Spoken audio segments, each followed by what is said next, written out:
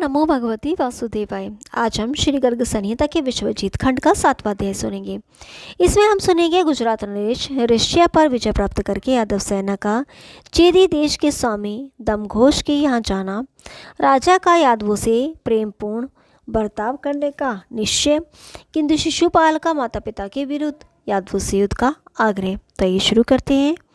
श्री नारद जी कहते हैं, राजन, महापराक्रमी प्रद्युम्न महाश्मती के राजा को जीतकर अपनी विशाल सेना के लिए गुजरात के यहाँ राजा के यहाँ गए।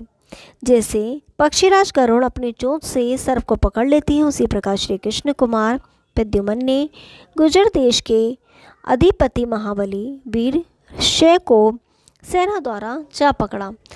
उसने तत्काल भेंट वसूल करके महाबली यादवेंद्र अपने विशाल वाहिनी साथ लिए हुए चेदी देश में जा पहुँचे। चेदी राज दमघोष वसुदेव जी के बहनोई थे, किंतु उनका पुत्र शिशुपाल श्री कृष्ण का पक्का शत्रु कहा गया है। बुद्धिमानों में श्रेष्ठ महाबुद्धिमान उद्धव महाबुद्धि तथा महाबली दमघोष के पास गए और उनको प्रणाम करके बोले। उद्धव ने कहा, राजन, महाराज उग्रसेन को भेंट दीजिए, वे समस्त राजाओं को जीतकर राजसूय यज्ञ करेंगे। श्री नारद जी कहते हैं, मिथिलेश्वर, उद्धव जी का यह वचन सुनकर दमघोष के दुष्ट पुत्र शिशुपाल के ओष्ठ फड़कने लगे। वे अत्यंत कुपित हो राजसभा में तुरंत इस प्रकार बोला। शिशुपाल ने कहा, अहो, काल की गति दुर्लज्ञ है। यह संसार कैसा विचित्र है। कालात्मा विधाता की प्राजापत्य पर भी कलह या विवाद खड़ा हो गया है, अर्थात लोक विधाता ब्रह्मा और घट निर्माता कुंभकार में झगड़ा हो रहा है कि प्रजापति कौन है, कहाँ राजहंस और कहाँ कौआ, कहाँ पंडित तथा कहाँ मूर्ख। जो सेवक है वे चक्रवर्ती राजा को अपने स्वामी को जीतने की इच्छा रखते हैं। राजा ययाति के शाप से यदुवंशी राज्यपद से भ्रष्ट हो चुके हैं, किंतु वे छोटा सा राज्य पाकर उसी तरह इतरा उठे हैं जैसे छोटी नदियाँ थोड़ा सा जल पाकर उमड़ने लगती हैं, उच्छलित होने लगती हैं। जो हीन वंश का होकर राजा हो जाता है, जो मूर्ख का बेटा होकर पंडित हो जाता है, अथवा जो सदा का निर्धन कभी धन पा जाता है, वह घमंड से भरकर सारे जगत को तृणवंत मानने लगता है। उग्रसेन कितने दिनों से राजपदवी को प्राप्त हुआ है, वासुदेव मंत्री बना है और उग्रसेन उसी के बल से और केवल उसी से पूजित होकर राजा बन बैठा है।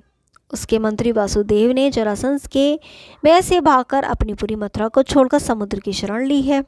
वह पहले नंद नामक अहीर का भी बेटा कहा जाता था। उसी को वासुदेव लाज हया छोड़कर अपना पुत्र मानने लगे हैं। वसुदेव तो गोरे रंग के हैं, उनमें उत्पन्न हुआ यह श्री कृष्ण श्याम वर्ण का कैसे हो गया। केवल पिता ही नहीं, पितामह भी गोरे हैं। उनकी कुल की संतति में इस वासुदेव की गणना हो, ये बड़े दुख और हंसी की बात है। मैं उसके पुत्र प्रद्युम्न को यादवों तथा सेना सहित जीतकर भूमंडल को यादवों से शून्य कर देने के लिए कुश स्थली पर चढ़ाई करूँगा।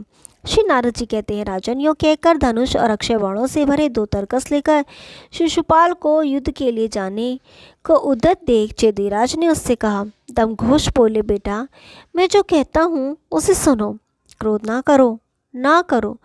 जो सहसा कोई कार्य करता है उसे सिद्धि नहीं प्राप्त होती। क्षमा के समान धर्म, अर्थ, काम और मोक्ष का साधन दूसरा कोई नहीं है। इसीलिए साम नीति से काम लेना चाहिए। साम के तुल्य दूसरा कोई सुखद उपाय नहीं है। दान से साम की शोभा होती है और साम के सत्कार की भी तभी शोभा होती है जब वह यथा योग्य गुण देखकर किया जाए। यादव और चेदिप सगे संबंधी माने गए हैं, अतः मैं वास्तव में ये चाहता हूँ कि यादवों और चेदिपों में कला ना हो।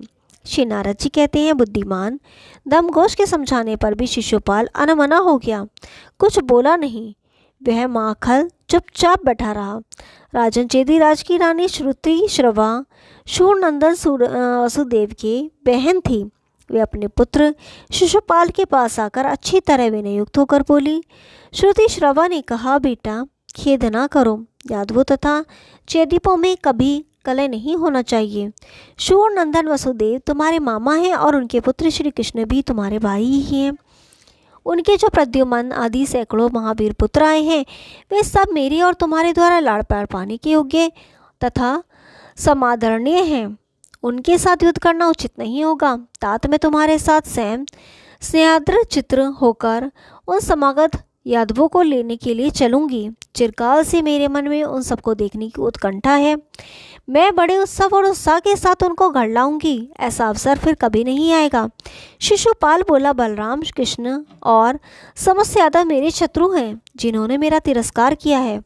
उन सबको मैं भी अपने सैनिकों द्वारा मरवा डालूंगा। पूर्वकाल में कुंडनपुर में राम तथा कृष्ण, इन दोनों भाइयों ने मेरी अवहेलना की, मेरा विवाह रोक दिया, अतः वे मेरे भाई नहीं शत्रु हैं। यदि तुम दोनों मेरे माता पिता होकर यादवों का समर्थन करोगे तो मैं तुम दोनों माता पिता को मजबूत बेड़ियों से बांधकर उसी तरह कारागार में डाल दूंगा जैसे कंस ने अपने माता पिता को कैद में रख लिया था। अन्यथा तुम दोनों का वध भी कर डालूंगा। मेरी शपथ या प्रतिज्ञा बड़ी कठोर होती है, इसे टालना कठिन है। श्री नारद जी कहते हैं, शिशुपाल की कड़ी बातें सुनकर चैदेराज चुप हो गए। उद्धव जी अपनी सेना में लौट आए और जो कुछ शिशुपाल ने कहा था वह सब उन्होंने वहाँ कह सुनाया। तदंतर वाहिनी, ध्वजिनी, पुत्रा और अश्नोनी, ये 4 प्रकार की शिशुपाल की सेना सुसज्जित हुई। बहुलाश ने पूछा, प्रभु, वाहिनी आदि सेना की संख्या मुझे बताइए, क्योंकि ऋषि लोग भूत, वर्तमान और भविष्य तीनों कालों की बातें जानते हैं। श्री नारद जी कहते हैं, राजन, 100 हाथी, 1100 रथी, 10,000 घोड़े और 1,00,000 पैदल, यह सेना का लक्षण है। इससे दुगनी सेना को चतुरंगनी सेना कहते हैं। 400 हाथी, 10,000 रथ, 4,00,000 घोड़े तथा 1 करोड़ पैदल, इतने सैनिक लोहे का कवच पहने तथा शक्तिशाली बलवाहनों से संपन्न अस्त्र शस्त्रों के ज्ञाता शूरवीर जिस सेना में विद्यमान हो उसे विद्वानों में ने वाहिनी कहा है।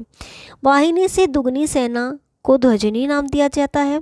ध्वजनी से दुगनी सेना को पूर्व काल में विद्वानों ने प्रतना माना है। प्रतना से दुगनी सेना अक्षोहिणी कही गई है। जो साहसी वीर हैं उसे शूर कहा गया है। जो 100 शूरवीरों की रक्षा करता है उसे सामंत कहा कहते हैं।